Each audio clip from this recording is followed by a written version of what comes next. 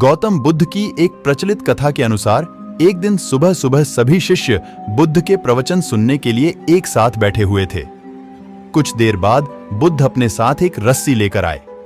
तथागत के हाथ में रस्सी देखकर सभी शिष्यों को हैरानी हुई। बुद्ध अपने आसन पर बैठे और उन्होंने रस्सी में एक के बाद एक 3 गांठ बांध दी। इसके बाद उन्होंने शिष्यों से पूछा कि क्या ये वही रस्सी है जो गांठ बांधने से पहले थी? इस प्रश्न के जवाब में एक शिष्य ने कहा कि तथागत, इसका उत्तर थोड़ा मुश्किल है। ये हमारे देखने के तरीके पर निर्भर करता है। एक तरह से तो रस्सी वही है, इसमें कोई बदलाव नहीं है। एक अन्य शिष्य ने कहा कि अब इसमें 3 गांठें लगी हुई हैं, जो कि पहले रस्सी में नहीं थी। इसे बदला हुआ भी कह सकते हैं। कुछ शिष्यों ने कहा कि वास्तव में मूल रूप से रस्सी वही है, लेकिन बदली हुई दिख है, लेकिन इसका मूल स्वरूप बदला नहीं है।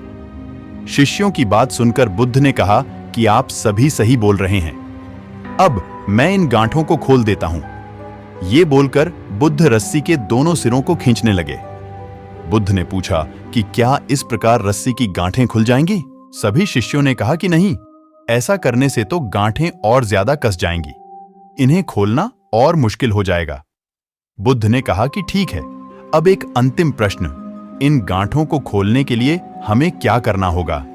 शिष्यों ने कहा कि हमें इन गांठों को ध्यान से देखना होगा, जिससे हम जान सकें कि इन्हें कैसे लगाया गया है। इसके बाद हम गांठें आसानी से खोल सकते हैं।